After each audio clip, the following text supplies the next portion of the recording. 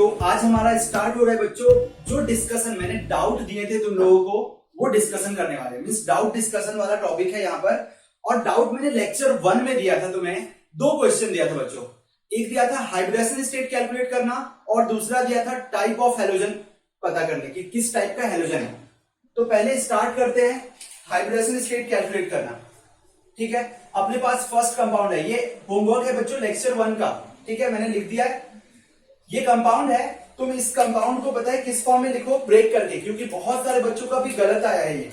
तो ब्रेक करके कैसे लिखोगे, ऐसा सी के साथ 3 हाइड्रोजन है, लिख दिया। देन सी के साथ बच्चों एक और हाइड्रोजन है यहाँ पे, डबल बॉन्ड सी के साथ हाइड्रोजन, सिंगल बॉन्ड सी के साथ। यहां पे बच्चों एक भी हाइड्रोजन नहीं है, ये अगर दिया होगा तो गलत होगा, क्योंकि तुम्हें पता है कि कार्बन की वैलेंसी कितनी होती है, कार्बन की वैलेंसी 4 होती है ना। तो जब वैलेंसी पूरा है तो एक भी हाइड्रोजन नहीं होगा। सबको ये रूल पता है ना कि कार्बन की वैलेंसी 4 होती है, और अगर वो कार्बन की वैलेंसी अगर 4 है तो तुम्हारे पास 1 2 3 4 बॉन्ड पूरा कर रहा है। मीन्स अगर इस कार्बन पे सोचो कि 4 बॉन्ड पहले से है तो तुम हाइड्रोजन ग्रुप अटैच नहीं करोगे। समझ में आ रही बात। तो पहले मैंने इस हर कंपाउंड को इस फॉर्म में लिख देना है। ठीक है, एलेबोरेट करके लिख देना है। ये सब लोग लिख सकते हो, बोलो। लिख दिया। फिर मैंने तुम्हें क्या सिखाया था, हाइब्रिडेशन स्टेट कैलकुलेट करने के लिए मैंने ये सिखाया कि जब नंबर ऑफ सिग्मा बॉन्ड अगर if number of sigma bond is 2 then hybridization state is sp, if 3 then sp2, if 4 then sp3। Okay, तो अब देखो हर कार्बन का ये नंबर, कार्बन 1 है, 2 है, 3 है, 4 है, 5 है, ऐसा नंबर कर लिया। अब इस फर्स्ट कार्बन का हाइब्रिडेशन स्टेट कैलकुलेट करेंगे। कैसे, कितने सिग्मा बॉन्ड है, 1 2 3 4। तो 4 सिग्मा बॉन्ड से क्या आएगा, sp3। ओके, ठीक है, सबको आ रहा है। सेकेंड कंपाउंड कितने सिग्मा बॉन्ड है, 1 2 3। यहां पे ये बच्चों पाई बॉन्ड है, सबको पता है, सिग्मा सिग्मा सिग्मा। तो कितने हो गए, 3 सिग्मा मीन्स sp2। ओके, फिर से देखो इसके पास कितने सिग्मा है, 1 सिग्मा 2 सिग्मा 3 सिग्मा। तो इसमें भी 3 सिग्मा sp2। ठीक है, 3 सिग्मा से sp2 आ गया। फिर इस कार्बन को देख लो कितने सिग्मा है, 1 सिग्मा ये है और ये 1 सिग्मा है। इसमें 2 पाई है बच्चों। ट्रिपल बॉन्ड में ऑलवेज 1 सिग्मा बॉन्ड होगा और 2 पाई होगा, तो इसे क्या आ जाएगा, sp। फिर इसके पास देखो कितने सिग्मा है, ये वाला सिग्मा है और इधर सिग्मा है, तो फिर से 2 सिग्मा, तो क्या आ जाएगा, sp। तो हमारे पास अगर क्वेश्चन ये पूछा जाए, एमसीक्यू क्या पूछ सकते हैं, in this compound number of sp carbon is, तो क्या बोलोगे, बताओ जल्दी बोलो। नंबर ऑफ sp कार्बन, ये क्वेश्चन आ चुका है बच्चों, क्या बोलना चाहोगे। नंबर ऑफ sp कार्बन कितने हैं, 1 2 और क्या है, 2 ही है। अगर मैं पूछूं नंबर ऑफ sp2 कार्बन कितने हैं, तो 2, ये 1 2। और नंबर ऑफ sp3 कार्बन कितने हैं, तो 1। ओके, हो जाएगा सबसे। फर्स्ट क्वेश्चन में किसी को कुछ डाउट है तो पूछ लो। तो ये बच्चों फर्स्ट क्वेश्चन हो गया अपना। अब अपन सेकेंड क्वेश्चन सॉल्व करते हैं।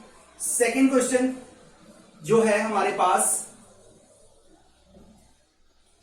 अब देखो बहुत सारे बच्चों ने इसमें क्या किया, ब्रेक कर दिया कंपाउंड को। भाई ब्रेक नहीं करना है कंपाउंड को, तुम्हें कंपाउंड को ऐसा ही रहने देना है और उसमें number of sigma bond calculate करके लिखना है। पहले ऐसे लिख लिया, ब्रेक कर बॉन्ड। ठीक है, इसमें अब डबल बॉन्ड देख लो कहां कहां पे है, ये डबल बॉन्ड है। अब तुम्हें सोचना है कि हाइड्रोजन बच्चों कितने अटैच होंगे। कैसे सोचोगे, ये कार्बन है, इस कार्बन के पास सिग्मा देख लो, 1 2 3 बॉन्ड है और तुम्हें पता है कार्बन की वैलेंसी कितनी होती है, 4 होती है। तो ऑब्वियस है इसके साथ एक हाइड्रोजन अटैच होगा।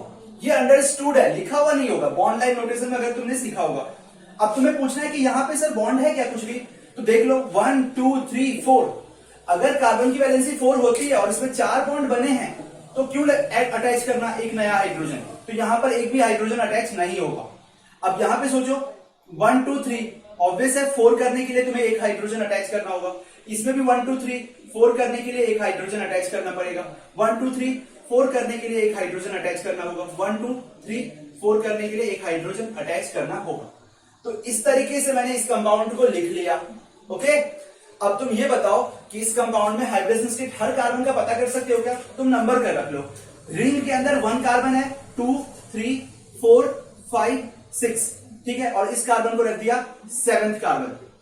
ओके, अब तुम देख लो इस कार्बन के पास चारों सिग्मा है, 1 2 3 4 दिख रहा है, तो क्या बन जाएगा sp3। इस कार्बन के पास सिग्मा कितने हैं, 1 2 3, क्योंकि ये तो एक पाई है ना बच्चों, ये सिग्मा, फिर से ये सिग्मा, फिर ये सिग्मा, तो कितने सिग्मा हो गए, 3 सिग्मा, तो sp2। इसके पास भी चेक कर लो, 3 सिग्मा आएगा, sp2। जितने भी डबल बॉन्डेड आएंगे sp2 होगा, सिग्मा sp2, फिर ये भी सिग्मा sp2। यहां देख लो कितने सिग्मा है, 1 2 3 सिग्मा, तो फिर से ये भी sp2। यानी बच्चों इसमें sp2 कार्बन कितने हैं, टोटल 6 कार्बन है, और sp3 कार्बन कितने हैं, 1 कार्बन है। ओके, सबको दिख रहा है, अच्छे से आ रहा है बच्चों सबको। कैसे करोगे, अब तुम्हें गलत नहीं करना है, ठीक है, समझ में आई बात। स्टार्ट करो। अब इसके बाद थर्ड तुम लोग कर सकते हो खुद से, ये बोलो थर्ड कंपाउंड, कि ये भी मैं बताऊं, मैं बताता हूं ये वाला कंपाउंड भी। देखो सिंपल सा डबल बॉन्ड है, यहां पे डबल बॉन्ड है बच्चों, और इसके साथ CH, C के साथ H, डबल बॉन्ड C के साथ H, H। अब तो तुम्हें आ गया होगा भाई, ये एक सर सिग्मा है, ये पाई है, ये फिर सिग्मा, ये सिग्मा, तो 3 सिग्मा sp2 होगा सर। कितने सिग्मा है यहाँ पे, 1 सिग्मा, 2 सिग्मा, 3 सिग्मा, क्या हो जाएगा sp2। अब इसके पास कार्बन के पास हाइड्रोजन अटैच होगा क्या, चेक कर लो, कितने बॉन्ड बना रहा है, 1 2 3, तो ऑब्वियस है एक हाइड्रोजन तो होगा ही, तो चारों सिग्मा हो गए, 1 2 3 4, ये हाइड्रोजन, तो इससे क्या आ गया sp3। ये बच्चों सिग्मा है, समझ में आया हाइड्रोजन कैसे अटैच करोगे। अब तुम इसमें देख लो 1 2 3 बॉन्ड बना रहा है, यानी एक हाइड्रोजन यहां भी होगा, यहां भी 1 2 3 बॉन्ड बना रहा है, एक हाइड्रोजन होगा, लेकिन यहां पे इस कार्बन के पास 2 ही बॉन्ड है, यानी यहां पे 2 हाइड्रोजन होगा भाई, ठीक है। ब्रेक नहीं करना है कंपाउंड को, तुम्हें यहां पे ही इस फॉर्म में लिखना है, समझ में आ रही बात। वो तुम यहां इसे sp3 लिख दिया है ना सबने, तो मैं ये वाला कंपाउंड को थोड़ा और, हाँ ऐसा लिखा, सिग्मा, ये कंपाउंड, ये कार्बन sp3 है, और इससे भी 2 हाइड्रोजन अटैच है, तो ये भी कार्बन क्या हो जाएगा, ये भी कार्बन बच्चों कितने सिग्मा हो गए, sp3 कार्बन हो जाएगा।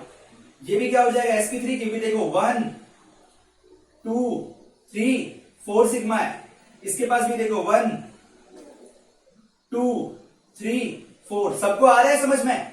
अब इसके पास भी 1 2 3 4 sp3, इसके पास भी 1 2 3 सिग्मा, तो sp2, इसके पास भी 3 सिग्मा sp2। कैसे पता चल रहा है 3 सिग्मा, ये समझ में आ रहा है क्या, देखो ये एक CH बॉन्ड सिग्मा, ये सिग्मा, और ये एक सिग्मा, और दूसरा बॉन्ड पाई है तुम्हें पता है, तो 1 2 3, सेम इसमें भी 1, ये CH बॉन्ड वाला सिग्मा, और ये एक सिग्मा, तो 3 सिग्मा आ गया।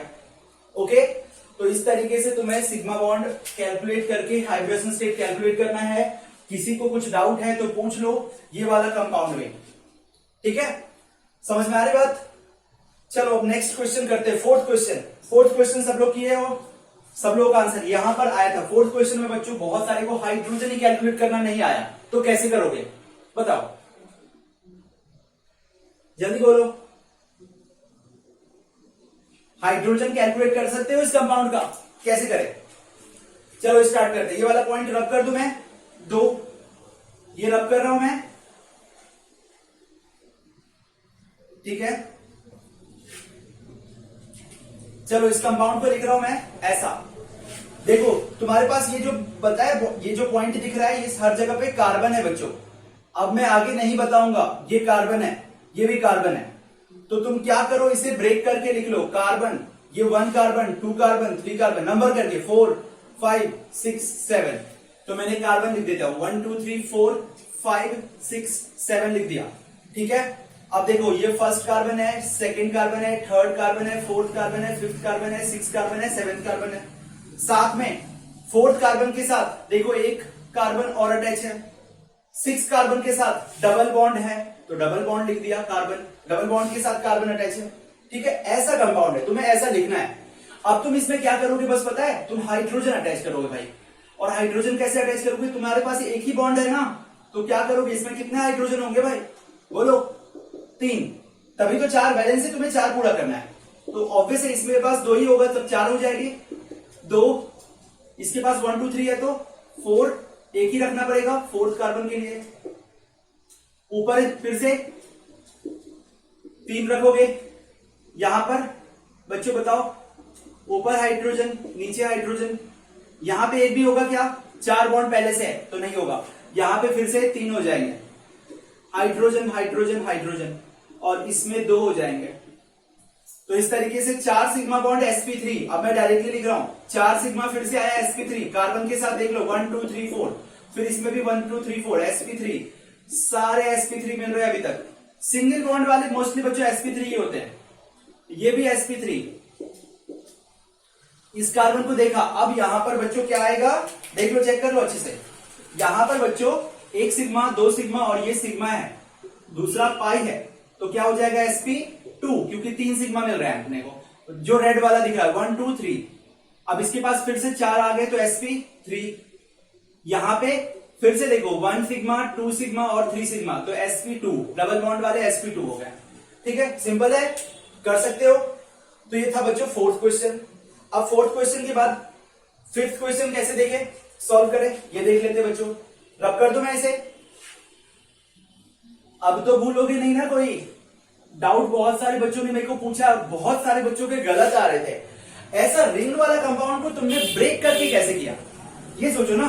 रिंग वाले कंपाउंड को तुम्हें ब्रेक नहीं करना चाहिए ना, समझ में आ रही बात। कैसे, क्यों ब्रेक करोगे, ये कंपाउंड इस फॉर्म में है तो ब्रेक करके हाइब्रिडेशन स्टेट कभी कैलकुलेट नहीं करेंगे। सिंपल, तुम्हें देखो बॉन्ड कितने हैं, सिग्मा बॉन्ड कैलकुलेट करो, आ जाएगा। नेक्स्ट क्वेश्चन है,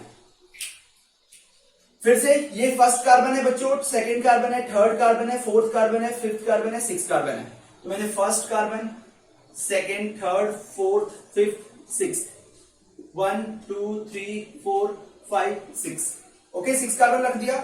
1 और 2 के बीच में ट्रिपल बॉन्ड है और 3 और 4 के बीच में ट्रिपल बॉन्ड है, रख दिया, कोई बात नहीं। अब 4 वैलेंसी पूरा करना है तो एक ही हाइड्रोजन रखना होगा, तो फिर से क्या आ जाएगा, sp हाइड्रोजन स्टेट, क्योंकि ये सिग्मा होगा और ये सिग्मा होगा, ये तो पाई होगा, 2 पाई है। फिर इसके पास एक भी सिग्मा नहीं होगा, सॉरी एक भी हाइड्रोजन अटैच नहीं होंगे, तो तुमसे क्या लिखोगे, sp लिखोगे, क्योंकि ये एक सिग्मा और ये एक सिग्मा।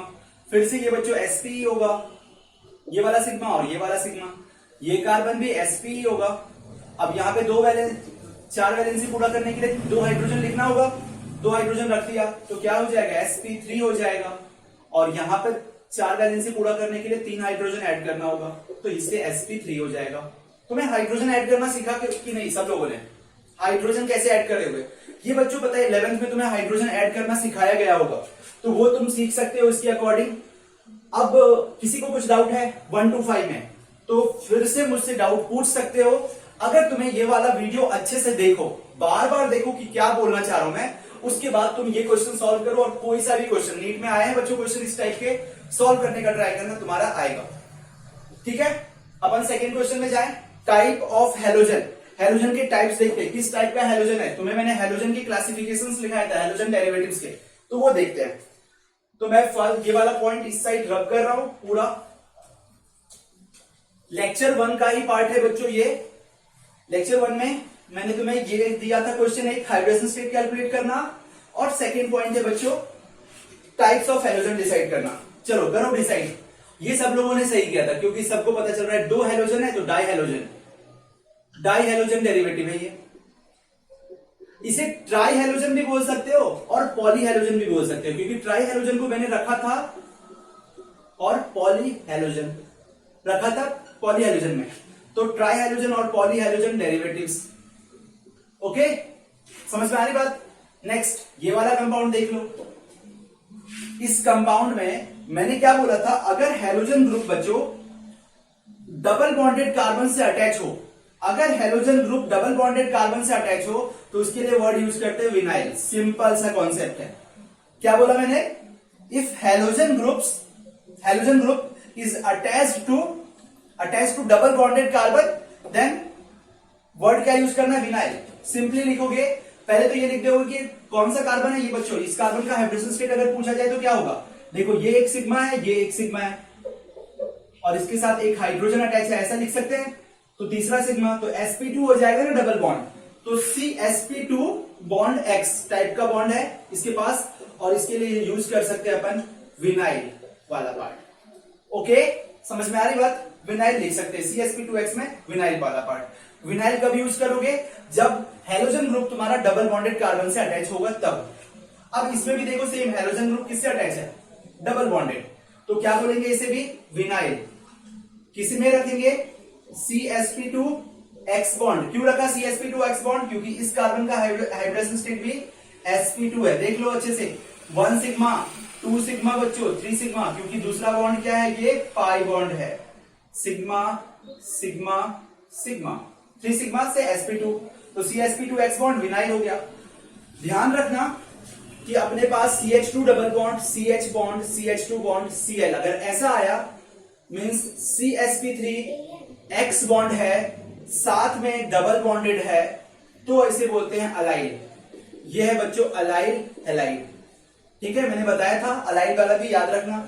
और जब भी हैलोजन अगर CsP3 कार्बन से अटैच है और CsP3 कार्बन बेंजीन से अटैच है, बेंजीन बच्चों इसे बोलते हैं, बेंजीन किसे बोलते हैं, ये वाला ग्रुप को। तो क्या बोला मैंने, हैलोजन CsP3 कार्बन से अटैच है। देखो इस कार्बन का हाइड्रोजन स्टेट कैलकुलेट करोगे तो CsP3 आएगा।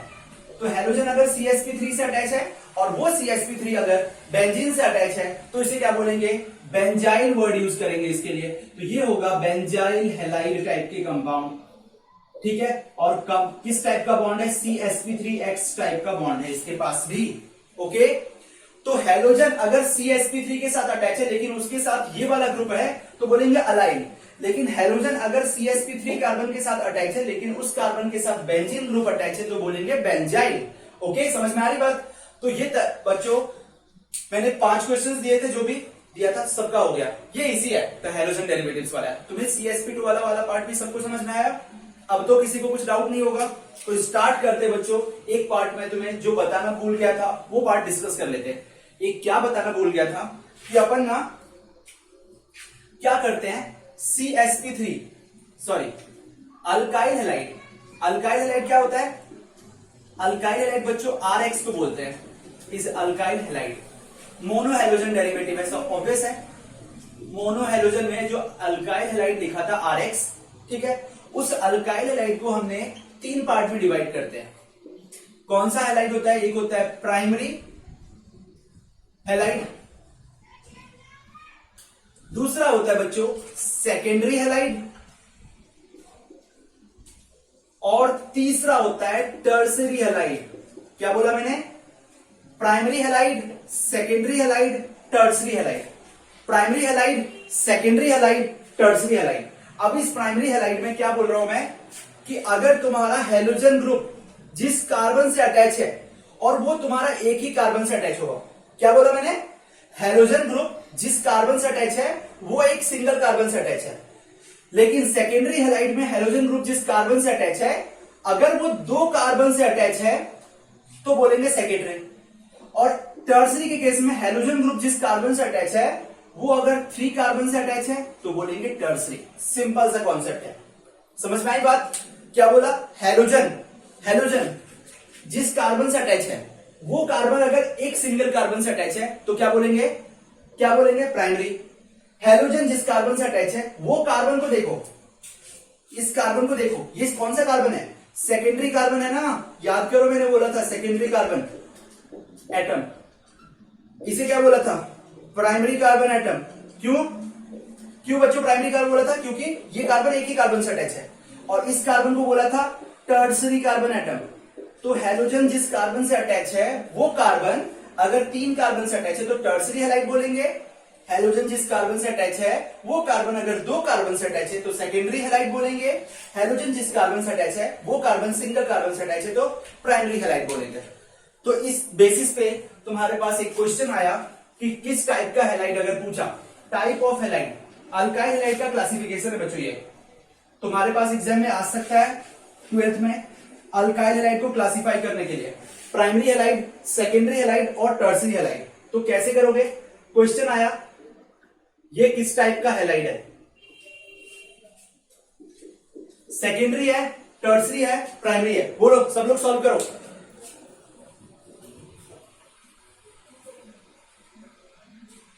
सॉल्व किया सबने, बोलो बच्चों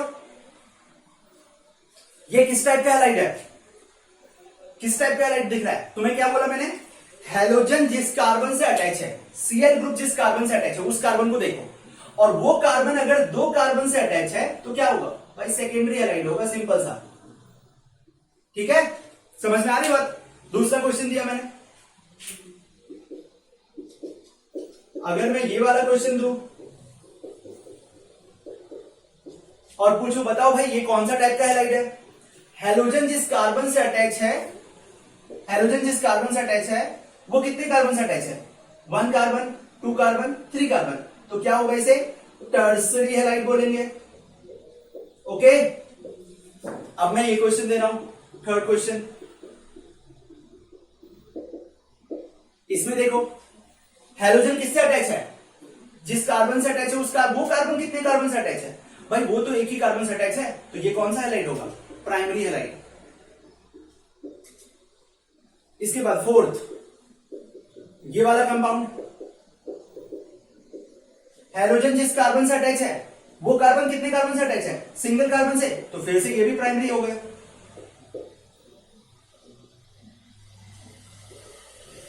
और अगर ये पूछा जाए तो क्या करोगे, हेलोजन जिस कार्बन से अटैच है वो कार्बन कितने कार्बन से अटैच है, यहां पे जैसे इस कार्बन को देखा तो एक कार्बन से अटैच है, लेकिन इस केस में ये वाला कार्बन तो किसी कार्बन से आगे अटैच ही नहीं है, तो इसे कौन सा बोलोगे, प्राइमरी, सेकेंडरी, टर्सरी।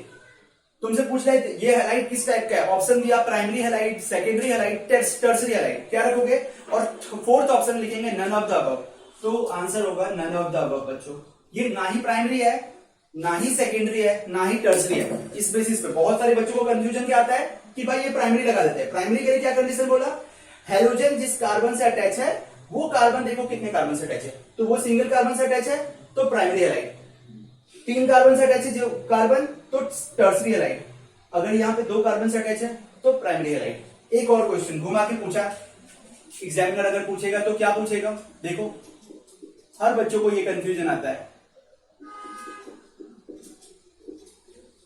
सब बच्चे क्या लगाते हैं पता है इसमें, अरे यहाँ पे जो 4th डिग्री कार्बन है क्वार्टरनरी हैलाइड लगा देते हैं। इस कार्बन को देख लेते हैं, क्वार्टरनरी 4 कार्बन से अटैच है ये कार्बन, लेकिन मैंने ऐसा तो नहीं सिखाया, मैंने सिखाया क्या कि हेलोजन जिस कार्बन से अटैच है वो कार्बन देखो कितने कार्बन से है, तो ये वाला जो अपना मेन कार्बन है ये कितने कार्बन से अटैच है, एक सिंगल कार्बन से अटैच है, तो आंसर क्या होगा प्राइमरी।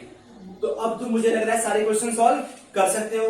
तो ये तरीका था बच्चों फर्स्ट लेक्चर 1 का, जो भी डाउट था, जो भी मुझे लगा बच्चे ने डाउट्स पूछे थे जिस टाइप के, मैंने वो क्लियर करने का ट्राई किया है। अब स्टार्ट करेंगे बच्चों लेक्चर 2 में, आईयूपीएसी नोमेनक्लेचर वाले डाउट्स दिए थे मैंने, वो डाउट क्लियर करेंगे, फिर अपना नेक्स्ट लेक्चर स्टार्ट करेंगे। ओके, आगे वाला टॉपिक पढ़ेंगे, ठीक है। ओके, हेलो एवरीवन, तो अब डिस्कस करते हैं बच्चों लेक्चर 2 के आईयूपीएसी नोमेनक्लेचर के क्वेश्चंस। तुम्हें याद होगा कि मैंने कुछ 5 क्वेश्चंस दिया था आईयूपीएसी नोमेनक्लेचर के क्वेश्चंस। इसके अलावा बच्चों तुम लोगों ने, मैं एक्सपेक्ट ये कर रहा हूं कि तुम लोग क्वेश्चन सॉल्व कर लिए होगे, इसके अलावा भी बहुत सारे। कौन से बहुत सारे क्वेश्चन, लाइक तुम्हारे स्टेट वाले बुक में बच्चों, 12th की स्टेट वाली बुक हेलोजन डेरिवेटिव्स में इन टेक्स्ट क्वेश्चन है पहले कुछ, फिर एक्सरसाइज में क्वेश्चन है आईयूपीएसी नोमेनक्लेचर के क्वेश्चन, वो तुम सॉल्व कर सकते हो फर्स्ट। सेकंड, तुम्हारे पास अगर एनसीईआरटी है, जो बच्चों नीट के लिए प्रिपेयर कर रहे हैं, वो आईयूपीएसी नोमेनक्लेचर के क्वेश्चंस, एनसीईआरटी के हेलोजन डेरिवेटिव्स के क्वेश्चन सॉल्व कर सकते हैं। थर्ड, अगर कोई बच्चा मॉड्यूल सॉल्व कर रहा है, लाइक एलएन, आकाश, कोई सा भी कोचिंग इंस्टीट्यूट का मॉड्यूल सॉल्व कर रहा है, या उनके पास कोई सा रेफरेंस बुक है, लाइक कोई सा एमसीक्यू वाला बुक है, एररलेस है किसी के पास, उन्होंने एररलेस यूज कर रहे हैं, कोई सा भी बुक, मैं बोल रहा हूं ऐसा एज सच तुम्हें ये नहीं बोल रहा हूं कि ये बुक सॉल्व करो वो बुक सॉल्व करो, तुम एक पे अगर चलोगे तो भी सही है, एक बुक सॉल्व करो अच्छी बात है, लेकिन आईयूपीएसी अपने पास अभी बहुत टाइम है, तो मैं क्या करूंगा, आईयूपीएसी नोमेनक्लेचर के जितने, मेरा वीक था 11th में, मैंने आईयूपीएसी नहीं सीखा था, तो मैं क्या करूंगा अभी स्ट्रॉन्ग करने का ट्राई करूंगा ना भाई। तो मैं स्ट्रॉन्ग कैसे करूं, हमने बहुत सारी बुक से क्वेश्चंस ले लिया क्योंकि अपने पास बहुत सारा टाइम है, अभी टाइम है, मैं बोल रहा हूं इसलिए सॉल्व करो।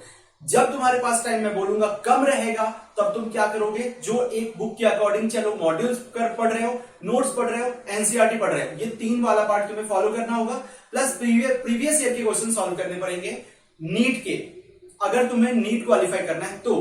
12th के बच्चों के लिए मैंने क्या बोला, 12th का आईयूपीएसी वाले जितने भी क्वेश्चन है वो अच्छे से आना चाहिए, साथ में वो 12th वाले, ऐसा नहीं कि तुम्हारे स्टेट वाले में तुम्हारे क्वेश्चन वही आएगा जो 12th के बुक में है, ठीक है, नोमेनक्लेचर के डिफरेंट आ सकते हैं, तो तुम्हारा प्रैक्टिस डिफरेंट टाइप के क्वेश्चंस की भी होने चाहिए, तो तुम उसके लिए भी कोई सा भी बुक सॉल्व कर सकते हो। समझ में आ रही बात, तो स्टार्ट करें। आईयूपीएसी का रूल सब मैंने सिखा लिया था तुम्हें कुछ, तो यहाँ पर रूल के अकॉर्डिंग अगर मैं सॉल्व करूं इस कंपाउंड को, ये कंपाउंड में कुछ ऐसा स्ट्रक्चर है, Cl यहाँ पे 3 अटैच है और कार्बन एक ही है, तो मेरा एक ही कार्बन का बच्चों पेरेंट कार्बन चेन होगा।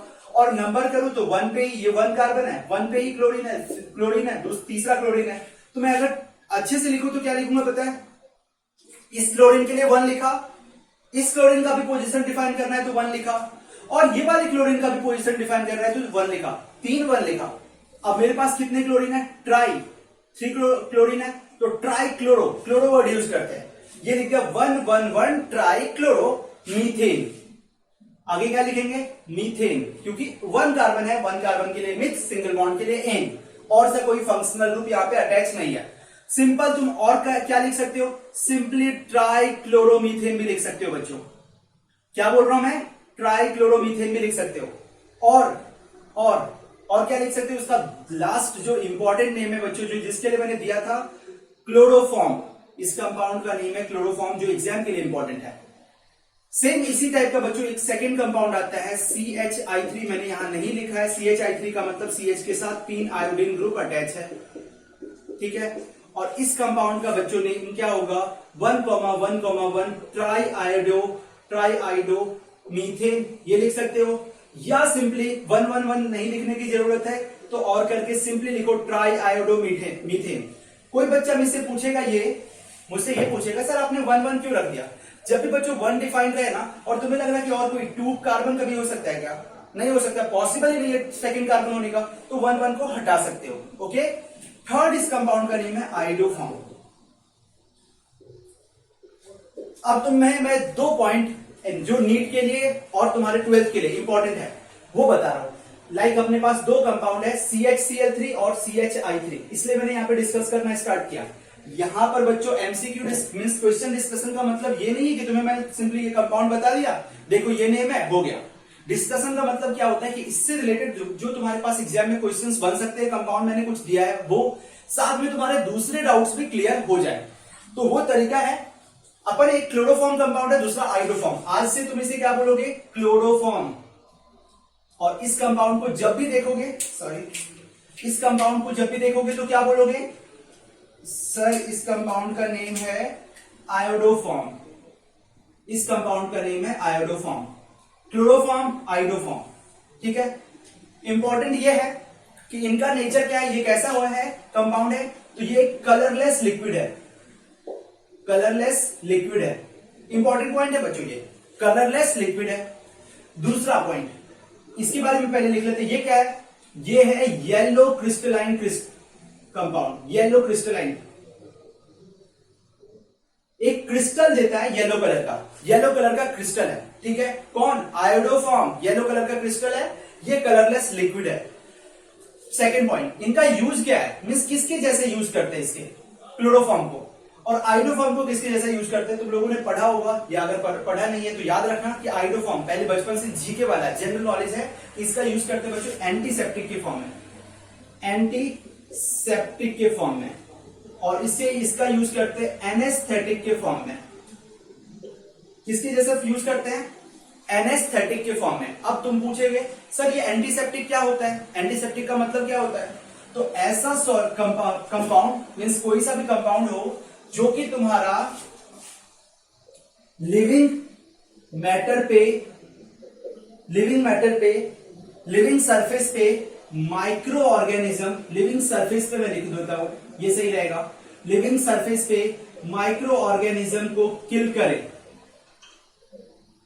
किल माइक्रो ऑर्गेनिज्म, वो होता है बच्चों क्या, antiseptic, like Dettol is antiseptic. Okay, समझ में आया क्या बोला मैंने, डेटॉल क्या है बच्चों, एंटीसेप्टिक, क्योंकि वो लिविंग सरफेस हमारे अपने, अगर हमारा लिविंग सरफेस है यहाँ पे, एंटीसेप्टिक का मतलब क्या है, लिविंग सरफेस पे अगर कोई माइक्रो ऑर्गेनिज्म ग्रो कर रहा है, हम ऐसा डेटॉल लगा लेते हैं ना, बोलो, तो वो है माइक्रो ऑर्गेनिज्म को लिविंग सरफेस पे किल करने के लिए जो होता है, यूज करते हैं, उसे बोलते हैं एंटीसेप्टिक।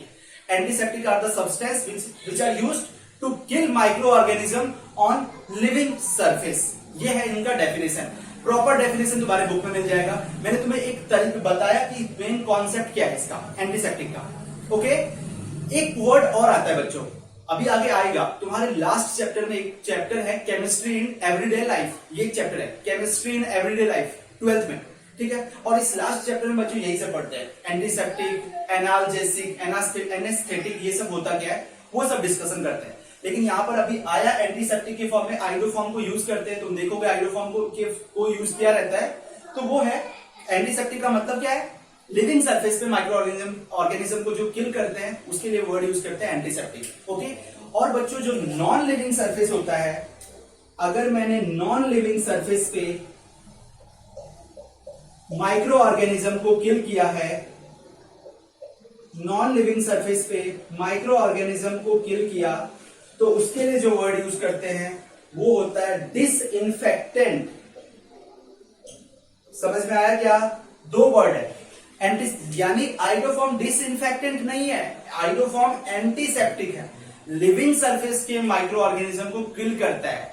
नॉन लिविंग सरफेस के माइक्रो ऑर्गेनिज्म को जो किल करते हैं मींस उसके लिए वर्ड यूज करते हैं डिसइंफेक्टेंट। अपने पास बहुत सारे, फिनॉल डिसइंफेक्टेंट के जैसा वर्ड यूज करते हैं, ठीक है, बोरिक एसिड डिसइंफेक्टेंट के जैसा यूज करते हैं, तो वो एग्जांपल जब पढ़ेंगे वहां पे आएगा। तुम्हें इन दोनों का डिफरेंस समझ में आया? अब किसी बच्चों को आएगा एक पॉइंट की सर एनेस्थेटिक का मतलब क्या होता है, तो एनेस्थेटिक का मतलब सिंपल, तुम अगर सिंपल लैंग्वेज में क्या सीखोगे, बोलो क्या होगा एनेस्थेटिक का मतलब क्या है, एनेस्थीसिया, बेहोश करने के लिए जो यूज करते हैं। बेहोश का मतलब पता है, ऑपरेशन, जस्ट ऑपरेशन करना है। अगर किसी को भी कभी ऑपरेट करना है तो ऑब्वियसली तुम्हें ऑपरेट करने के लिए क्या करना होगा, लाइक मेरा ये हैंड में यहाँ पे कट हो गया, अब मुझे दर्द होगा, तो मैं क्या करूंगा बच्चों बताओ, दर्द होगा, मुझे पेन होगा, मुझे वो पेन फील नहीं होना चाहिए, तो मेरे को एक इंजेक्शन दे दिया गया जिससे मेरा पूरा बॉडी मैं बेहोश हो गया, ठीक है, ऐसा करते हैं। तो वो क्या किया, फिर जाके मैंने यहाँ पे जो डॉक्टर्स रहेंगे वो क्या करेंगे, इसे स्टिचेस लगा देंगे, वो आराम से ऑपरेट कर देंगे, हो गया। तो यानी वो जो दिया उसके फॉर्म वो होता है एनेस्थीसिया, एनेस्थेटाइज कर देते हैं, ठीक है, समझ में आ रही बात, एनेस्थीसिया। अब तुम बताओ, यहां पर ना बच्चों दो टाइप के एनेस्थीसिया होते हैं, मैं तुम्हें यहाँ पे जस्ट फॉर नॉलेज बता देता हूँ। नॉलेज के लिए क्या है कि मान लो कि अपना ये वाला पार्ट पे मेरा कट हो गया है और उस पे स्टिचेस लगाने हैं, और ये स्टिचेस लगाने हैं, तो मेरे को पूरा बेहोश करने की क्या जरूरत है? तुम खुद सोचो कि इतने पार्ट में के लिए मेरे को एक ऐसा इंजेक्शन दे दिया जाए जिससे मेरा ब्रेन का कंट्रोल कम हो जाए, आराम से मैं बेहोश हो जाऊं, मेरा वर्क कम हो जाएगा, वर्कलोड, ब्रेन का वर्कलोड कम हो जाता है, तो मैं बेहोश हो जाऊंगा। एक पूरे बॉडी को बेहोश कर दिया, ठीक है, मेरा पूरा बॉडी काम करना बंद कर देगा कुछ घंटों के लिए। लेकिन मैं ऐसा ना कर लूं कि मुझे इतना ही ऑपरेट करना है, तो मैंने कुछ ऐसा इंजेक्शन यहां पे दिया जिससे यहां वाला पार्ट काम करना, मुझे अब पेन का सेंसेशन फील ही नहीं होगा, मींस ब्लॉक कर दिया पेन के सेंसेशन को, मैं आराम से अपना ऑपरेशन देख रहा हूं, ठीक है, ऑपरेट कर रहा है, मैं देख रहा हूं, हाँ भाई, क्योंकि मुझे कुछ पता ही नहीं चल रहा है ना, मैं पेन को फील नहीं कर पा रहा हूं। समझ में आई बात? तो इस तरीके से बच्चों एनेस्थीसिया जो होते हैं वो दो टाइप का होता है। एक होता है मैंने लोकली इंजेक्ट किया, कुछ ऐसा इंजेक्ट किया जिससे मेरा यहां का पार्ट एनेस्थेटाइज हो गया, ठीक है, और एक पार्ट मैंने दिया ब्लड वेसल्स में, मेरा पूरा बॉडी एनेस्थेटाइज हो गया, ठीक है, एनेस्थेटाइज हो गया। तो मैं उसके लिए एनेस्थेटिक जो होते हैं वो दो टाइप के होते हैं, लिख देता हूं मैं जस्ट फॉर नॉलेज। एनेस्थीसिया जो होती है वो दो टाइप का होता है, अगर लोकली इंजेक्ट कर रहा हूं मैं तो उसके लिए वर्ड यूज करते हैं लोकल एनेस्थीसिया। अगर पूरा बॉडी को बेहोश कर दिया तो क्या वर्ड यूज करेंगे, जनरल एनेस्थीसिया, ओके। तो इन जनरल इसके लिए जो तुम बोलोगे सर क्लोरोफॉर्म का क्या यूज करते हैं, तो क्लोरोफॉर्म का यूज बेसिकली यूज होता है जनरल एनेस्थीसिया के फॉर्म में, बहुत पुराना है, अभी यूज करते नहीं है, लेकिन अगर तुम्हारे एग्जाम के पॉइंट ऑफ व्यू से क्लोरोफॉर्म का एक यूज पूछा जाए तो क्लोरोफॉर्म का एक यूज है जनरल एनेस्थीसिया। तुम ये भी याद नहीं करो, सिंपल बोल दो कि ये एनेस्थेटिक है और आइडोफॉर्म एंटीसेप्टिक है, तुम्हारा काम कंप्लीट है। और तुम ये वाला पॉइंट याद रखना बच्चों, ये बहुत इंपॉर्टेंट है, क्लोरोफॉर्म जो है कलरलेस लिक्विड है और ये है येलो क्रिस्टलाइन, ओके, समझ में आई बात? तो अपन सेकेंड कंपाउंड पे डिस्कस करते हैं। ये हमारा फर्स्ट कंपाउंड का डिस्कशन था बच्चों, इतना सारा। तो अब सेकेंड डिस्कस करते हैं, क्या है सेकेंड वाला कंपाउंड। देखो यहां पे बच्चों नंबरिंग का लोचा है, मीन्स तुम्हें ध्यान देना क्या है, बस नंबर पे। नंबर पे क्या ध्यान देना है कि ये कंपाउंड है, यहां पर Cl अटैच है। तुम खुद सोचो, पहले पेरेंट कार्बन चेन सेलेक्ट करो। मैंने क्या सिखाया था कि जब भी तुम्हारे पास लॉन्गेस्ट कार्बन चेन होगा वो पेरेंट कार्बन चेन होगा, तो लॉन्गेस्ट यहाँ पे कार्बन चेन साइक्लिक है, साइक्लिक कार्बन है, तो 6 कार्बन का देखो पेरेंट कार्बन चेन आ गया। जो साइक्लिक कार्बन है वो वही पेरेंट कार्बन चेन होगा साइकिल में, ठीक है। रिंग में जो साइक्लिक कार्बन होगा वही अपना पेरेंट कार्बन चेन 6 कार्बन का हो जाएगा। अब मुझे नंबरिंग करना है बच्चों, और नंबर में कैसे करूं? नंबर मेरे पास मैंने लिखाया था कि पहले प्रायोरिटी देते हैं फंक्शनल ग्रुप को, देन मल्टीपल बॉन्ड को, देन सब्स्टिट्यूएंट को, याद है तुम्हें? और इसके अकॉर्डिंग मैंने तुम्हें सिखाया था कि क्लोरीन जो है, क्लोरो ग्रुप जो है वो सब्स्टिट्यूएंट है, और हमारा ये जो है ये मल्टीपल बॉन्ड है, डबल बॉन्ड है, मल्टीपल बॉन्ड की कैटेगरी में रखेंगे। तो किसे प्रायोरिटी दोगे? मल्टीपल बॉन्ड को, यानी इनका नंबर कम होना चाहिए, यानी अपन नंबर यहां जब भी डबल बॉन्ड होगा तो नंबर वहीं से स्टार्ट करो, या तो ये 1 2 3 4 5 6 ऐसा नंबर आ सकता है। तुम खुद सोचो कि सर यहां से अगर नंबर स्टार्ट करूं तो मेरा नंबर यहां से होगा, तो मेरा एंटी क्लॉकवाइज जाएगा 1 2 3 4 5 6। अब सोचना, डबल बॉन्ड का पोजीशन फर्स्ट केस में जो आया क्लॉकवाइज के केस में, क्लॉकवाइज रोटेशन समझ में आ रहा है, ये ऐसा क्लॉकवाइज है, तो डबल बॉन्ड का पोजीशन क्या आया? 1 आया, ठीक है। और क्लोरीन का पोजीशन क्या आया? 4 आया भाई, देखो 4 आया, दिख रहा है ना, 1 2 3 4 पे आया। जब मैं एंटी क्लॉकवाइज जा रहा हूं, ऐसा जा रहा हूं एंटी क्लॉकवाइज, तो मेरा डबल बॉन्ड का पोजीशन क्या आ रहा है? डबल बॉन्ड का पोजीशन 1 ही आ रहा है, हाँ भाई 1 ही आ रहा है, लेकिन 2 3 4 5 पे आ रहा है क्लोरीन। अब तुम खुद सोचो कि दोनों केस में डबल बॉन्ड का पोजीशन तो सेम ही है, यहां से स्टार्ट करो या यहां से स्टार्ट करो, 1 पे ही आ रहा है, लेकिन मेरा क्लोरीन का पोजीशन जो है एक केस में 4 आया, एक केस में 5 आया, तो कौन सा करेक्ट होगा? 4 वाला, क्योंकि मिनिमम नंबर वाला। ये करेक्ट होगा नंबर, ये रॉन्ग होगा, एंटी क्लॉकवाइज वाला रॉन्ग होगा, क्लॉकवाइज वाला करेक्ट होगा। तो 1 वाला, ये 1 सही है, ये 4 सही है। तो मैं सबसे पहले क्या लिखूंगा? सब्स्टिट्यूएंट का नेम 4 क्लोरो लिख दिया। अब मैंने तुम्हें बोला था सेकेंडरी प्रीफिक्स, प्राइमरी प्रीफिक्स क्या होता है? ये लिख दिया, सब्स्टिट्यूएंट प्राइमरी प्रीफिक्स होता है, और सेकेंडरी प्रीफिक्स क्या होता है? अगर साइक्लिक ग्रुप अटैच है तो साइक्लो लिख दो। प्राइमरी प्रीफिक्स होता है, सॉरी ये प्राइमरी प्रीफिक्स है 1 डिग्री प्रीफिक्स, ये 2 डिग्री प्रीफिक्स। देन क्या यूज करते हैं साइक्लो के बाद? Root word. रूट वर्ड का मतलब number of carbon in PCC, तो number of carbon in PCC क्या है? 6 है, तो हेक्स लिख दिया। और single bond 1, sorry double bond है, डबल बॉन्ड का पोजीशन 1 पे है, 1 इन। हेक्सीन नहीं लिख सकते हो, सिंपली साइक्लोहेक्स 1 इन लिख सकते हो। ये है बच्चों कंपाउंड का, ऐसे तुम्हें करना है। देखा मैंने कितने मतलब आराम से किया, स्टार्ट किया, कैसे किया, अप्रोच कैसे लिया, तुम ये सीखो। तुम बेसिकली आंसर पे ध्यान मत दो कि कंपाउंड मैंने लिख दिया ये 4 क्लोरोसाइक्लोहेक्स 1 इन। मैंने जो समझाने का ट्राई किया वो तुम अच्छे से समझो। तुम लोग क्या कर रहे हो, वीडियो देख लिया, बस आंसर देख लिया, हो गया, अपना आंसर मैच कर लोगे। लेकिन तुम इसमें से देखो कि मुझे क्या नहीं आता था और मैंने क्वेश्चंस तो करेक्ट कर लिए, लेकिन मेरे को क्या पार्ट मैंने अप्लाई नहीं किया था। शायद से तुम क्या कर रहे होगे, तुम्हारा क्वेश्चन आंसर सही होगा, आंसर सही होगा, बहुत सारे बच्चों का आंसर सही होगा, लेकिन उनका अप्रोच गलत होगा। उन्होंने क्या कर दिया होगा, अपने मन से खुद से कुछ बना लिया होगा, इससे उनसे आंसर आ गया। बहुत सारे बच्चों का जो अप्रोच मैं बताया वैसे ही कर रहे होंगे तो भी अच्छा है, अच्छी बात है, लेकिन जिनका नहीं आया होगा वो ऐसे सोचना है स्टार्टिंग से। ओके, अब अपन सेकेंड कंपाउंड देखते हैं। थर्ड कंपाउंड स्टार्ट करें बच्चों।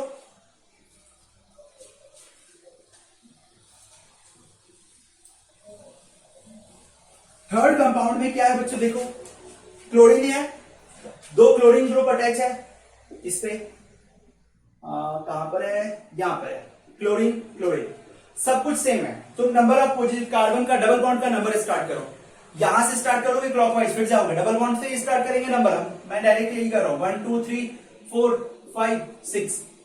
अगर 1 पे डबल बॉन्ड आया, 4 पे आया, 5 पे आया क्लोरो, 4 5, लेकिन इस साइड से स्टार्ट करो डबल बॉन्ड का नंबर 1 2 3 4 5 6, तो 4 5 पे ही आया, 1 4 5 पे, यानी दोनों नंबर सेम है, तुम कोई सा भी यूज कर सकते हो। तो क्या लिखोगे पहले, सबसे पहले 4,5 डाई क्लोरो साइक्लो हेक्स 1 इन, हो गया, डाई क्लोरो साइक्लो हेक्स 1 इन, ये था आंसर। जिसका भी आया होगा अच्छी बात है, ऐसे ही तुम्हें करना है सबको सॉल्व, ठीक है। जो ट्रैक पे चल रहे हो, जैसा बता रहा हो वो ट्रैक पे चल रहे हो, अच्छी बात है, ठीक है। तो ये हो गया बच्चों 2 क्वेश्चन, सॉरी 3 क्वेश्चन हो गए। अब अपन 4th क्वेश्चन डिस्कस करते हैं। 4th क्वेश्चन और 5th क्वेश्चन में भी कुछ मैं तरीका बताऊंगा, वो तुम्हें कॉन्सेप्ट अप्लाई करने हैं नेक्स्ट टाइम किसी क्वेश्चंस में अगर आए तो। 4th सबसे पहले बच्चों इसका इस टाइप के कंपाउंड को बॉन्ड लाइन नोटेशन वाले कंपाउंड का नंबर कर लो। मैंने बताया था 1 2 3 4 5 6। तो मैंने क्या लिखा, फर्स्ट कार्बन लिख दिया, second carbon, third carbon, fourth carbon, fifth carbon, six carbon. Okay, 2 carbon से क्लोरीन अटैच है लिख दिया, 3 कार्बन से मिथाइल ग्रुप अटैच है CH3 लिख दिया, 4th कार्बन से ब्रोमीन ग्रुप अटैच है लिख दिया। अब मैं सिंपली हाइड्रोजन लिखता जाऊंगा, यहाँ पे 3 हाइड्रोजन होगा, यहाँ पे 3 बॉन्ड है तो ऑब्वियसली 1 हाइड्रोजन होगा। ये आना चाहिए सबको। मैंने बोला था 4 वैलेंसी पूरा करना है, तो जितना बॉन्ड कम रहेगा 4 से उतना हाइड्रोजन लगा दो। 3 बॉन्ड है 1 हाइड्रोजन लगाओगे, यहाँ 2 बॉन्ड है 2 हाइड्रोजन लगाओगे, या 3 लगाओगे। ये हो गया अपना कंपाउंड। इस कंपाउंड को मैंने इस फॉर्म में कन्वर्ट कर लिया। अब मुझे नंबर करना है, नंबर करना स्टार्ट करता हूं। 1 2 3 4 5 6। ये इजी है, इस साइड से भी नंबर कर लो, इस साइड से भी कर लो, और मिनिमम नंबर रूल अप्लाई कर दो। मींस इस साइड से किया तो 2 पे आया, 3 पे आया, 4 पे आया, 2 3 4 पे सब्स्टिट्यूएंट आया। ठीक है, जब मैं राइट टू लेफ्ट किया, मैं अपने अकॉर्डिंग बोलूं तो राइट टू लेफ्ट किया तो 2 3 4 आया, और मैं अगर लेफ्ट टू राइट करूं तो देखो 3 पे आया, 4 पे आया, 5 पे आया, 3 4 5। ऑब्वियस है 2 3 में 2 स्मॉल है तो राइट टू लेफ्ट वाला नंबर सही होगा, यानी नीचे वाला नंबर सही होगा, ऊपर वाला गलत होगा। अब मैं स्टार्ट करूंगा। सबसे पहले कंपाउंड कौन सा लिखूंगा, अल्फाबेटिकल ऑर्डर फॉलो करके। मेरे को पता है ब्रोमो बी, क्लोरो सी, मिथाइल एम। क्या लिखूंगा सबसे पहले बच्चों, ब्रोमो बी। तो क्या नंबर आएगा, 4 पे ब्रोमो, 4 ब्रोमो लिख दिया, क्योंकि ये वाला नंबर सही है नीचे वाला, 4 ब्रोमो। 2 पे क्लोरो है, 2 क्लोरो। 3 पे मिथाइल है, 3 मिथाइल। और नंबर ऑफ कार्बन कितने हैं, हेक्स। पेरेंट कार्बन चेन तो अपना यही है, ठीक है, हेक्स इन। सिंगल बॉन्ड है हेक्सेन। ओके, समझ में आई बात सबको, कुछ डाउट है? तो ये हुआ अपना लास्ट कंपाउंड का डिस्कशन, अपन करते हैं इसके बाद। Br Cl CH3 नंबर करो डायरेक्टली, पेरेंट कार्बन चेन तो पता चल गया। 1 2 3 4, 2 पे आया, 3 पे आया, इस साइड से नंबर करो। 1 2 3 4, 2 पे आया है, 3 पे आया। अब दोनों साइड से नंबर सेम आया तो क्या करेंगे, सिमेट्रिकल पोजीशन इसे बोलेंगे। और मैंने बोला है सिमेट्रिकल पोजीशन जब भी आए, देख लो अच्छे से, सिमेट्रिकल पोजीशन जब भी आए तो अपने को अल्फाबेटिकल ऑर्डर फॉलो करना है। फॉलो अल्फाबेटिकल ऑर्डर, और अल्फाबेटिकल ऑर्डर के अकॉर्डिंग तुम बोलो ब्रोमीन पहले आता है, बी पहले आता है, या क्लोरीन का सी पहले आता है। मींस फर्स्ट लेटर मैच करना है अपने को। ब्रोमो का बी, क्लोरो का सी, ऑब्वियसली बी पहले आता है, तो ये वाला इसे प्रायोरिटी देना है। और प्रायोरिटी देने का मतलब क्या है, इनका पोजीशन मिनिमम आना चाहिए। और मिनिमम मेरे को 2 पे आ रहा है, 3 पे आ रहा है, तो कौन सा मिनिमम है, ऊपर वाला। नीचे वाला नंबर रॉन्ग होगा। समझ में आया बात? अल्फाबेटिकल का मतलब क्या है, अल्फाबेट के में जो सा लेटर पहले आता है वो उसके अकॉर्डिंग उसे मिनिमम प्रायोरिटी देना है ग्रुप्स का नेम में। ठीक है, तो 2 ब्रोमो लिख दिया, 3 पे क्लोरो लिख दिया, क्योंकि 2 पे ब्रोमो है, 3 पे क्लोरो है, और लास्ट में ब्यूटेन। समझ में आई बात? याद रखना अल्फाबेटिकल ऑर्डर तभी फॉलो करेंगे जब दोनों साइड से नंबर सेम आए तभी। ओके, समझ में आई बात? ये था बच्चों लेक्चर 2 का आईपीएससी नेम का डिस्कशन। मुझे याद है कि लेक्चर 3 में मैंने ऐसे क्वेश्चंस कुछ ज्यादा दिया नहीं था। लेक्चर 3 में 4 में भी नहीं दिया था। लेक्चर 4 तक हमारा डिस्कशन हो चुका है। मैं ये एक्सपेक्ट कर रहा हूं लेक्चर 5 में तुम्हारा ये वाला पार्ट है, लेक्चर 5 में तुम्हारा डाउट डिस्कशन चला। ठीक है, अपन लेक्चर 6 में स्टार्ट करेंगे। एल्केन से जो प्रिपेयर कर लिए थे उसके कुछ एमसीक्यू करेंगे, कुछ क्वेश्चंस करेंगे, फिर अपन स्टार्ट करेंगे दूसरे कंपाउंड से एल्काइल हैलाइड को प्रिपेयर करना। तुम्हें अब इतना सब कुछ अच्छे से प्रिपेयर कर लेना है। अपन लोग बहुत पीछे चल रहे हैं बच्चों, ये भी ध्यान रखो, क्योंकि बहुत सारा पार्ट मुझे तुम्हें बताना है। तुम ट्राई करो जल्दी जल्दी फास्ट वीडियो निपटाओ। तुम कोई बुक रीड करो, तुम क्वेश्चन सॉल्व करो। तुम्हारे पास डाउट आता है वो डाउट मुझे सेंड करो। मैं तुम्हें कभी ना कभी, थोड़ा टाइम लगेगा, 4-5 डेज के अंदर वीडियो बना करके उसमें किसी ना किसी में डिस्कशन में मैं डालूंगा। ठीक है, तो एक क्वेश्चन था बच्चों जो मैं तुम्हें बताना चाह रहा हूं। 1 मिनट। एक क्वेश्चन बच्चों ने मुझको पूछा था, ये वाला कंपाउंड कौन सा कंपाउंड का डिस्कशन है?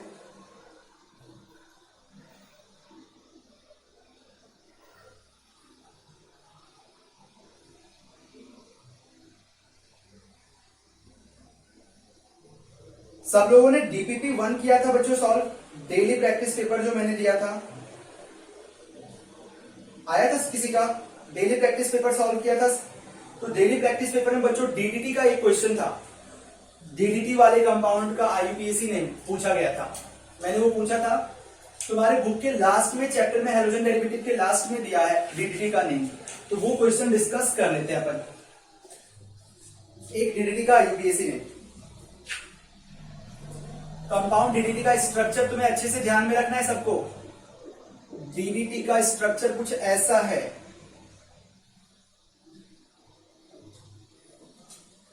ऐसा लिखा है क्लोरीन क्लोरीन क्लोरीन, यहां पे हाइड्रोजन, ठीक है। अब देखो नंबर ऑफ कार्बन क्या रखोगे, वन बताओ। नंबर ऑफ कार्बन क्या, पेरेंट कार्बन चेन में क्या रखोगे? ये बच्चों 1 2, ये 2 कार्बन का ही पेरेंट कार्बन चेन होगा, यहाँ पे 2 कार्बन का पेरेंट कार्बन चेन होगा। और नंबर क्या करोगे, अगर तुम्हें पूछा जाए तो नंबरिंग करोगे तो क्या रखोगे? ये आ रहा है सबको? अगर मैं ऐसे ब्रेक करके लिख दूं तो सी पे Cl अटैच है, Cl अटैच है, Cl अटैच है, इससे एक कार्बन अटैच है जिसके साथ हाइड्रोजन है, और वहां पे देखो ये वाला ग्रुप अटैच है, ऐसा किया हुआ है। इसे और ब्रेक करके मैंने तुम्हें बता दिया, अब तो तुम्हें समझ में आएगा, ठीक है। मैंने पेरेंट कार्बन चेन ये सेलेक्ट किया। नंबर तुम अगर 1 और 2 रख रहे हो तो क्या रखोगे, नंबर करोगे? 1 पे क्लोरीन आ रहा है, दूसरा 1 पे क्लोरीन आ रहा है, तीसरा 1 पे क्लोरीन आ रहा है, 1 1 1, और 2 पे ये वाला ग्रुप आ रहा है, और इसी 2 पे ये वाला ग्रुप आ रहा है, तो 2 2, ये नंबर 1 2 किया तो। लेकिन मैं अगर राइट लेफ्ट टू राइट किया नंबर तो क्या आएगा? 1 पे आएगा दोनों, तो 1 1, फिर क्या आएगा? ये 2 पे आएगा तीनों, तो 2 2 2। तुम्हें नंबर सीखा कैसे कर रहे हो मैं? यानी तुम लोग क्या गलती करते हो? तुम लोग लिख देते हो क्या 1 पे डायरेक्ट एक क्लोरीन का नंबर रख लेते हो। भाई इस क्लोरीन ने क्या गलती की है, इस क्लोरीन ने क्या गलती की? तीनों का नंबर लिखना है जब भी नंबरिंग में लिखोगे, फिर मैच करना स्टार्ट करोगे। इसके लिए मैंने 2 लिखा, इसके लिए भी 2 लिखा, ठीक है। पेरेंट कार्बन चेन अपने पास 2 कार्बन का है, समझ में आई बात? अब 1 पे 3 है, 1 1 1, 2 पे 2 है, 2 2, इस पे 1 पे, अगर मैं इस साइड से नंबर किया तो 1 पे 2 है, 1 1, और इस पे 2 2 2 2 3 2।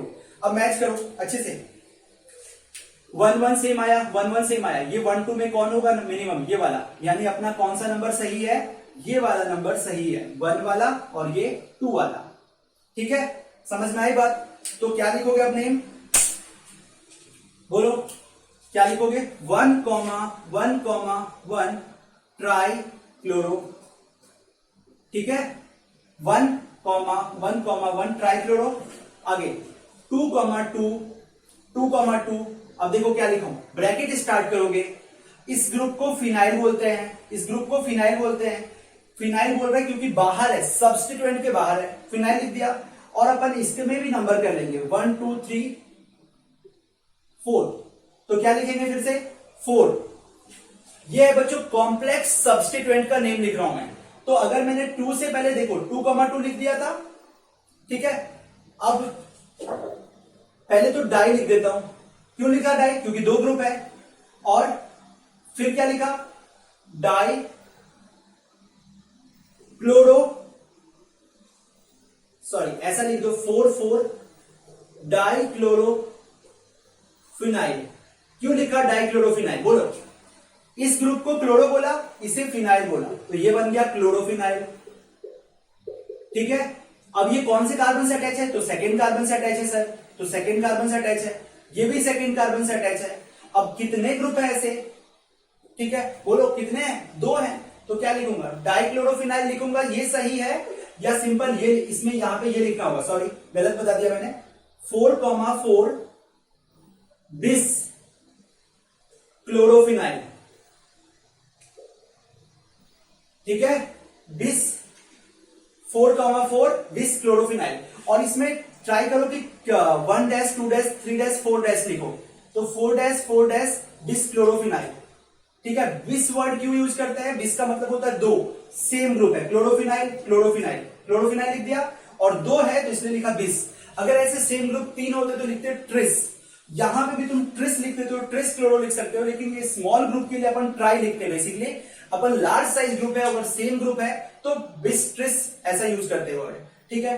4 4 4 डैश बिस क्लोरोफिनाइल। तुमने बोला 4 डैश क्यों लिखा?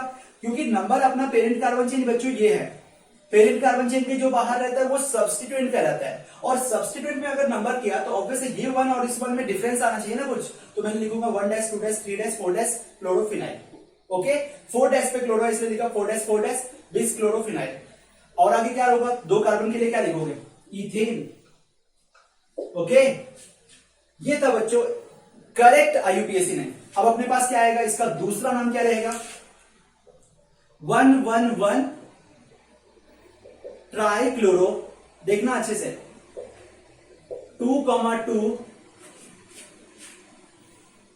बिस पैराक्लोरोफिनाइल, पैराक्लोरोफिनाइल इथेन। समझ में आई बात? किसी को कुछ डाउट है? 1,1,1 ट्राइक्लोरो, 2,2 बिस पैराक्लोरोफिनाइल। पैरा क्यों लिखा?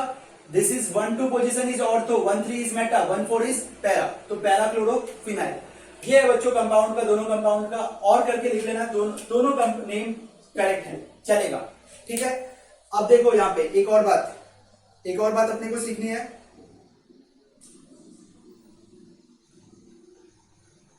तुम इस कंपाउंड को क्या लिख रहे हो? तुम बच्चों इस कंपाउंड को क्या लिख रहे हो? DDT लिख रहे हो। इस कंपाउंड का DDT क्या है? DDT का फुल फॉर्म पता करोगे? बोलो। तो मेरे को, मैं बता नहीं रहा हूं क्योंकि तुम्हें कुछ तो पता करना है, इसी बहाने तुम DDT के यूजेस मुझे बताओगे।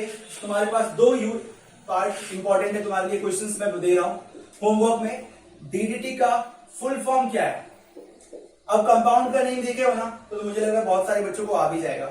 ठीक है, फुल फॉर्म पता करना है प्लस इसके यूजेस पता करने हैं। अगर नहीं आएगा तो मैं नेक्स्ट लेक्चर में डिस्कस करूंगा ही DDT के यूजेस, नहीं तो मैं मोस्टली क्या करता हूं, लास्ट लेक्चर में डिस्कस करता हूं जब मैं हर कंपाउंड का यूज बताता हूं तो। लेकिन तुम्हें अभी तुम कुछ तो पढ़ोगे, रिसर्च करो DDT के बारे में, और कंपाउंड का स्ट्रक्चर बच्चों अच्छे से याद रखना।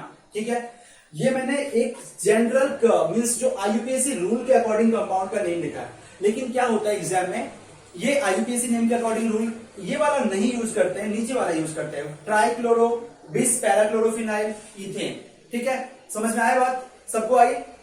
कुछ डाउट है तो पूछ सकते हो। ये था अपना कंपाउंड का IUPAC नेम, इनका DDT का फुल फॉर्म पता करना है सबको, और पता करना है इनका यूज पता करना है, और कंपाउंड का नेम इंपॉर्टेंट है। अब रह क्या गया बच्चों अपना डिस्कशन? बताओ। डिस्कशन अपने पास एक रह गया, जो मैंने तुम्हें डेली प्रैक्टिस पेपर दिया था उस प्रैक्टिस पेपर के क्वेश्चंस रह गए। तो जो मैंने तुम्हें आज डिस्कशन में जितना भी पार्ट बताया है, तुम वो सब चीज जितना भी पढ़ लो अच्छे से, फिर तुम प्रैक्टिस पेपर सॉल्व करो, तब तुम देखो क्वेश्चंस आते ही नहीं। मैं बोल रहा हूं कि तुम्हारे 60-70% क्वेश्चंस आज के लेक्चर से बहुत सारे आ जाएंगे, IUPAC वाला पार्ट और जो भी रह गया बचा हुआ पार्ट। ठीक है, समझ में आई बात? कंप्लीट करें? ओके, चलो अच्छे से पढ़ाई करो और कंप्लीट करना। लेक्चर नंबर 5 तक तुम्हारा कंप्लीट करके रखो, जिससे मैं तुम्हें आगे फास्ट वीडियो बना सकूं बच्चों। जब तक तुम लोग कंप्लीट करके नहीं दोगे तो मुझे कैसे पता चलेगा कि वीडियो कंप्लीट हुआ है नहीं, बच्चे ने कंप्लीट किया है नहीं। मैं खुद से वीडियो अपलोड करता जाऊं और तुम्हारा आया ही नहीं। तुम कुछ वीडियो देख ही नहीं रहे। मैं बता रहा हूँ 6 लेक्चर पे, 5 लेक्चर पे, तुम वो फर्स्ट लेक्चर के वीडियो देख रहे हो, तो तुम मेरे साथ चलो ना। समझ में आई बात? इसलिए मैंने बीच में टाइम दिया था, अभी भी टाइम दे रहा हूं, कंप्लीट कर लो। जहां डाउट आता है पूछ लो। ठीक है, तो स्टार्ट यहां तक कंप्लीट करो, फिर अपन नेक्स्ट आगे चलेंगे। ठीक है, सबका हो जाएगा कंप्लीट? ओके।